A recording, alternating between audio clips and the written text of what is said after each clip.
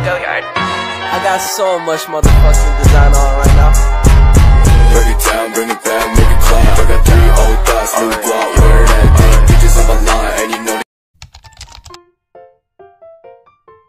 Halo teman-teman, perkenalkan nama saya Stevia Larsati Ragil dengan NIM 15122000329. Di sini saya akan menjelaskan siapa sih Alfred Adler itu. Nah, jadi Alfred Adler itu adalah seorang psikolog, dokter terapis, dan pendiri awal dari psikologi individual. Beliau ini lahir di Rudolfsheim, Vienna, Austria pada tanggal 7 Februari tahun 1870 dan meninggal pada tanggal 28 Mei tahun 1937 di Aberdeen, Skotlandia. Nah, pembahasannya menarik nih teman-teman.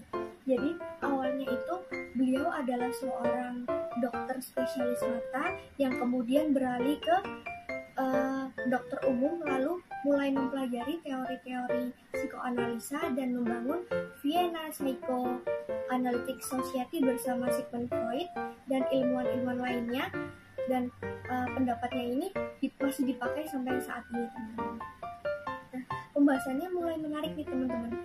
Beliau ini adalah hubungan beliau dengan Sigmund Freud ini awalnya baik-baik saja teman-teman. Sigmund Freud ini menganggap Adler ini adalah muridnya, tapi si Adler ini nggak menganggap demikian teman-teman.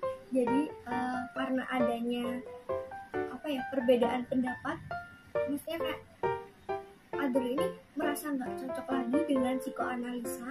Akhirnya Adler ini memilih untuk udah nggak sejalan lagi sama Freud.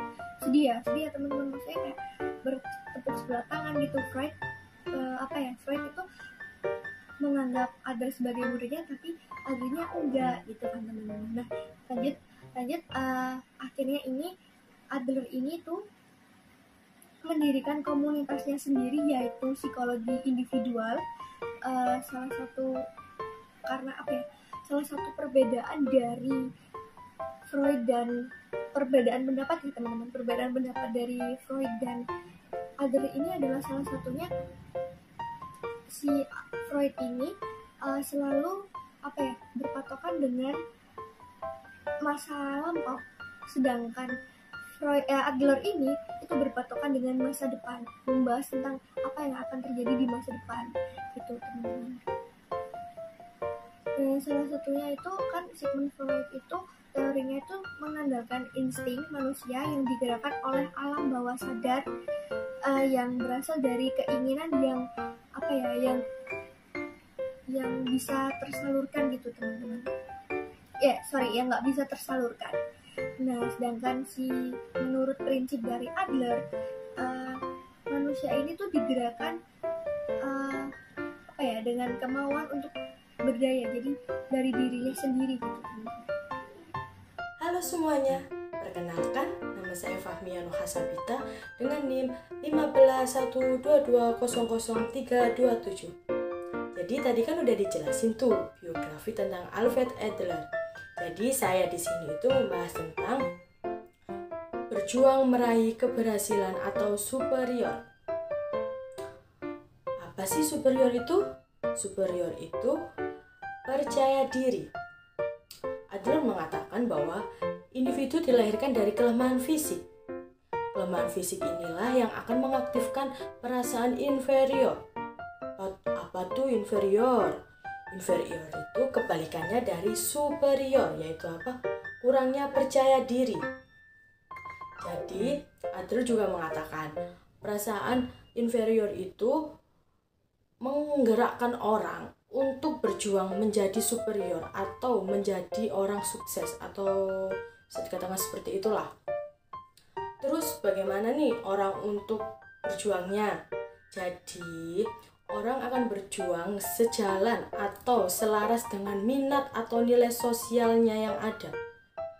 Tapi setiap individu itu mempunyai motivasi minat sosial yang berbeda. Namun tujuannya ya satu guys, ingin menjadi superior atau ingin menjadi sukses. Dan juga setiap individu itu dikendalikan oleh tujuan akhirnya. Mari kita bahas tuh tentang tujuan akhir. Jadi tujuan akhir menurut Adler itu manusia berjuang demi sebuah tujuan akhir, entah itu untuk dirinya sendiri atau untuk lingkungannya atau untuk orang lain. Tujuan akhir mempunyai sifat yang khayal loh, dan juga tidak ada bentuk objektifnya. Tak hanya itu, tujuan akhir juga memiliki makna yang besar. Apa tuh maknanya? Jadi maknanya itu mempersatukan kepribadian dan membuat semua perilaku itu dapat dipahami. Jadi maknanya itu untuk mempersatukan kepribadian seseorang dan membuat semua perilaku itu dapat dipahami. Lalu, mari kita bahas tentang daya juang sebagai kompensasi. Apa itu kompensasi? Jadi, kompensasi itu sebuah usaha atau cara untuk menutupi atau mengatasi kelemahan kita atau rasa inferior kita dengan berusaha menjadi superior atau menjadi lebih kuat. Jadi, contohnya itu seperti semisal kita tinggal di sebuah lingkungan nih. Bagaimana kita ini bisa diterima di lingkungan itu? Dengan cara kita berusaha merubah sikap kita atau cara kita supaya biar bisa diterima di lingkungan itu. Baik, selanjutnya kita akan masuk ke berjuang meraih superioritas pribadi. Apa sih berjuang meraih superioritas pribadi itu? Jadi, berjuang meraih superioritas pribadi itu sebuah perjuangan dengan cara lebih mementingkan dirinya sendiri dibandingkan mementingkan orang lain atau tanpa memperhatikan orang lain. Tujuannya yaitu bersifat personal dan usahanya itu dimotivasi oleh perasaan inferior yang berlebihan sehingga muncullah sebuah inferiority complex. Contoh dari ini tuh seperti pencuri, pembunuhan, dan penipu. Seperti pencuri nih, pencuri kan yaitu mencuri barang atau mencuri sesuatu ke orang lain. Namun yang dia lakukan itu mencerminkan berjuang meraih superioritas pribadinya. Jadi dia tuh tidak memperhatikan atau tidak mementingkan perasaan orang yang dia curi atau korbannya ini tadi, tapi dia lebih mementingkan perasaan pribadinya sendiri. Seperti itu. Selanjutnya kita akan membahas tentang berjuang meraih keberhasilan. Apa sih itu? Jadi berjuang meraih keberhasilan itu kebalikannya dari berjuang meraih superioritas pribadi. Jadi berjuang meraih keberhasilan itu sebuah usaha untuk meraih keberhasilan tidak merugikan orang lain, melainkan bisa diajak bekerja sama untuk kepentingan sosial dan untuk mencapai keutuhan atau kesempurnaannya. Jadi itu intinya, berjuang meraih keberhasilan itu sebuah perjuangan atau sebuah perjuangan untuk meraih keberhasilan yang dilakukan di mana dia itu tidak merugikan orang lain, tapi mementingkan kepentingan sosialnya. Atau bisa dikatakan kemajuan sosial itu lebih penting daripada kebanggaan pribadinya. Seperti itu. Nama aku Mesa Citra Ramadhani dengan 3 NIM terakhir 331. Materi yang selanjutnya adalah subjective perception, salah satunya adalah fictionalism. Nah, fictionalism itu adalah bagaimana seseorang meraih final goal dipengaruhi oleh persepsi subjektif yang dimilikinya, atau disebut fiction, yaitu ekspektasi yang dimiliki seseorang mengenai masa depan. Sebenarnya fictionalism itu Adler dapat ide dari Feihinger, dan Feihinger itu bilang bahwa fictionalism adalah ide-ide yang tidak nyata, namun mempengaruhi seorang seakan-akan ide tersebut itu nyata. Adler sendiri mengadopsi sudut pandang teleologikal yang berfokus pada masa depan. Maksudnya tuh dia melihat dirinya sendiri, oh nanti aku ke depannya tuh pengen kayak gimana, untuk meraih apa yang aku inginkan tuh aku harus berbuat apa sekarang. Kenalkan, namaku Nadia Ufaira dengan NIM 15122000322. Nah, di sini sekarang aku akan menjelaskan kemauan dan self-konsistensi dari kepribadian menurut Adler. Jadi setiap individu itu unik dan gak terpisahkan mulai dari pikiran, perasaan, dan semua tindakan yang mengarah pada satu sasaran yang berfungsi untuk mencapai satu tujuan. Ada dua cara di mana keseluruhan diri manusia itu berfungsi sebagai satu kesatuan. Yang pertama bahasa organ, yaitu kelemahan suatu organ tubuh yang memperlihatkan arah dari tujuan seseorang melalui bahasa organ. Organ-organ tubuh biasanya berbicara lebih ekspresif daripada yang biasa diungkapkan oleh kata-kata. Yang kedua ada kesadaran dan ketidaksadaran, yaitu kepribadian yang menyatu dapat dilihat dari kesadaran antara tindakan sadar dan tindakan tidak sadar. Mereka ini biasanya bekerja sebagai sistem yang menyatu. Halo, aku Angelika Wulan Adinda dengan NIM 15122000323. Sekarang aku bakal melanjutin penjelasan dari Adler, yaitu minat sosial. Nah, minat sosial itu bisa diartikan sebagai ketergantungan hidup kepada seseorang. Menurut Adler sendiri, minat sosial itu menjadi suatu keharusan untuk setiap manusia agar kehidupan manusia itu terlestarikan. Nah, sumber dari minat sosial sendiri itu adalah orang tua. Karena setiap individu atau seorang anak itu punya ketergantungan awal yang muncul dari orang tuanya. Selanjutnya itu pentingnya minat sosial. Nah, minat sosial itu kata Adler penting karena minat sosial ini dijadikan sebagai alat pengukur untuk kesehatan seorang individu. Jadi singkatnya, manusia ini selama hidupnya itu memulai dengan daya juang yang besar yang digerakkan oleh keterbatasan fisik yang dialaminya. Nah, kelemahan ini tanpa diragukan menyebabkan perasaan inferior. Jadi, semua manusia itu punya perasaan inferior dan semua manusia itu memiliki dan menetapkan tujuan akhirnya di umur 4-5 tahun. Gaya hidup atau style of life adalah interaksi antara keturunan, bawaan dari lahir, lingkungan, dan daya kreatif yang dimiliki oleh seseorang.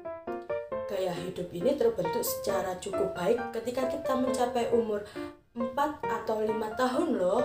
Jadi, gaya hidup yang sehat bermanfaat untuk sosial. Secara aktif berusaha mencari penyelesaian dari tiga masalah utama yang disebutkan oleh Adler, yaitu kehidupan kasih, cinta secara seksual, dan pekerjaan atau secara bekerja sama. Adler juga percaya nih bahwa manusia dengan gaya hidup yang bermanfaat secara sosial memperlihatkan bentuk kemanusiaannya yang paling tinggi dalam proses evaluasinya loh. Bentuk ini sangat memungkinkan untuk memenuhi dunia di masa depannya. Jadi seperti itu penjelasan dari gaya hidup atau style of life. Nah, yang selanjutnya ini prinsip terakhir dari teori Adler adalah gaya hidup yang dibentuk oleh daya kreatif yang ada dalam diri manusia.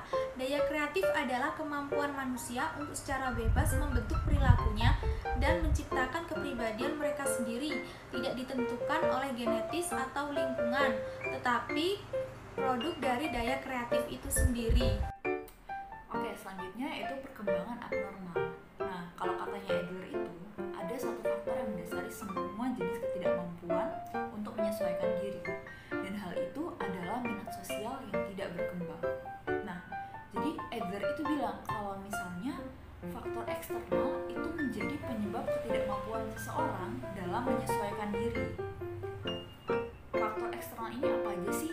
Yang pertama, yaitu kelemahan fisik yang berlebihan. Jadi, orang yang punya kelemahan fisik berlebihan itu menjadi salah satu faktor eksternal yang menyebabkan ketidakmampuan seseorang dalam menyesuaikan diri.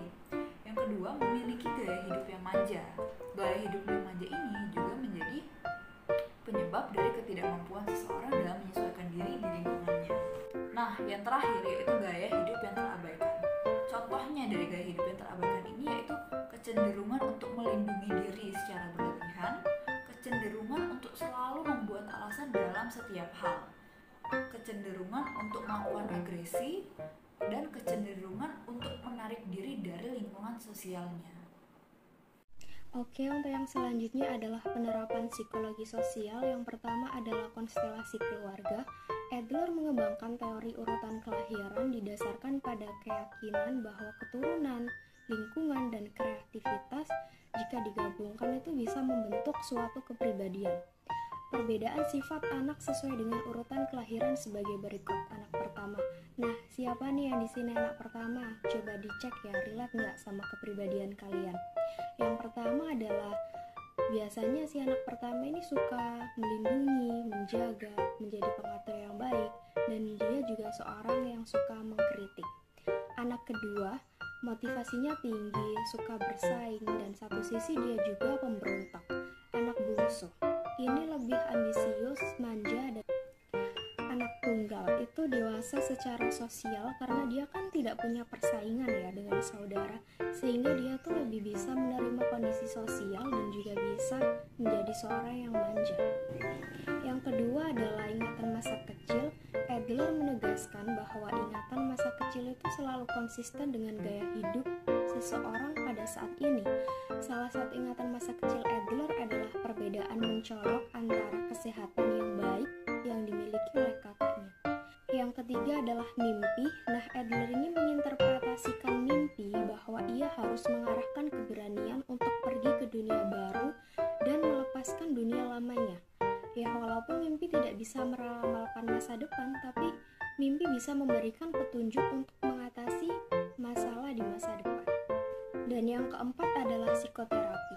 Adler dalam teorinya ini memberikan dalil bahwa psikopatologi berasal dari kurangnya keberanian, perasaan inferior yang berlebihan, dan minat sosial yang kurang berkembang. Nah, oleh karena itu tujuan utama dari psikoterapi oleh Adler ini adalah untuk meningkatkan keberanian, memperkecil perasaan inferior, dan pastinya menimbulkan minat sosial. Kembali lagi sama saya di sini akan menjelaskan tentang kelanjutan dari teori Adler ini. Nah, dari teori Adler ini yang berlanjut kemudian itu menghasilkan sejumlah penelitian-penelitian dari beberapa topik seperti pilihan karir, eating disorder, dan kebiasaan minum yang secara berlebihan.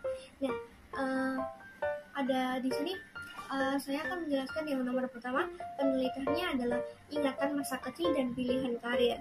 Di sini tuh Adler percaya bahwa pilihan karir itu mencerminkan kepribadian seseorang di masa yang akan datang.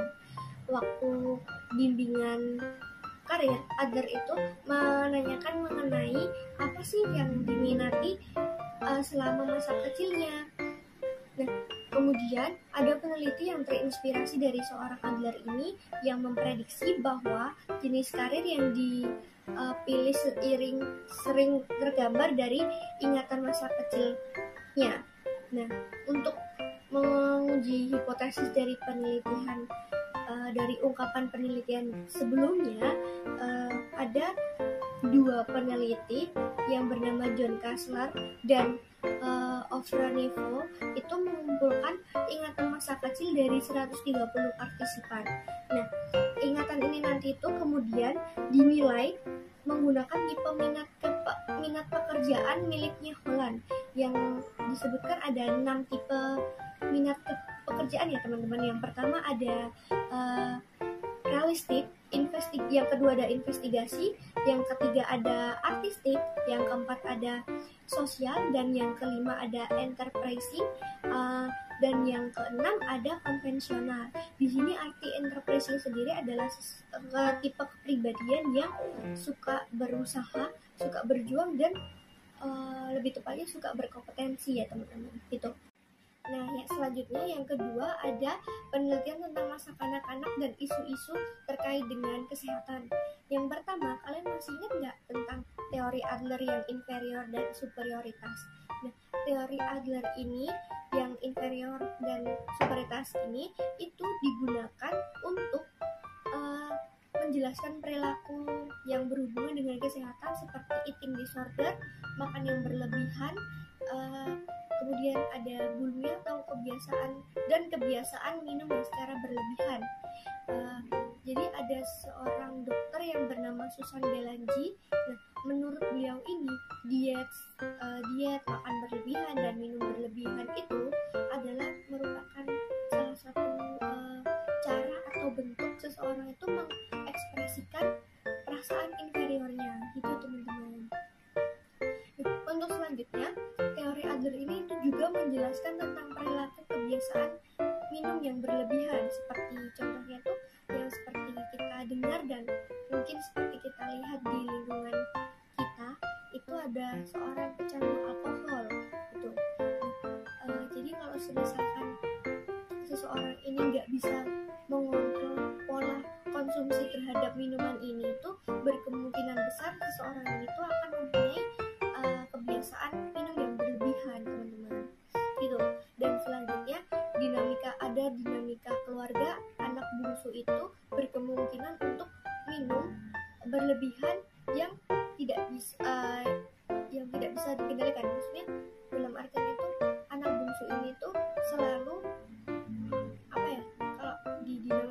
kalau di dinamika keluarga ini tuh anak bungsu yang selalu berkemungkinan besar itu untuk minum secara berlebihan gitu. Sedangkan yang lebih tua itu lebih bisa mengendalikan pola konsumsi tersebut gitu.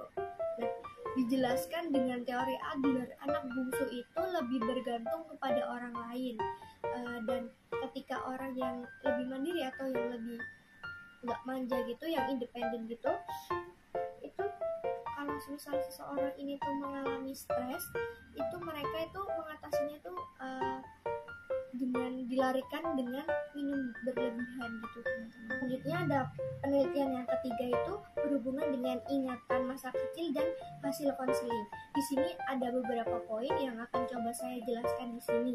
Yang pertama adalah di penelitian itu menemukan beberapa bukti yang menunjukkan bahwa ingatan masa kecil itu memang berubah melalui serangkaian konseling. Jadi serangkaian konseling ini merubah ingatan masa kecil kita gitu. Dan poin yang kedua ada poin kedua ini di penelitian ini itu ingatan masa kecil itu bisa berubah sebagai hasil dari psikoterapi atau karena pengalaman hidup yang mengubah lainnya gitu, teman-teman. Dan poin yang terakhir ada si penelitian itu mendukung pendekatan teologis Adler terhadap kepribadian, yaitu pengalaman masa kecil kurang penting dibandingkan cara pandang orang tersebut ketika dewasa terhadap pengalaman itu.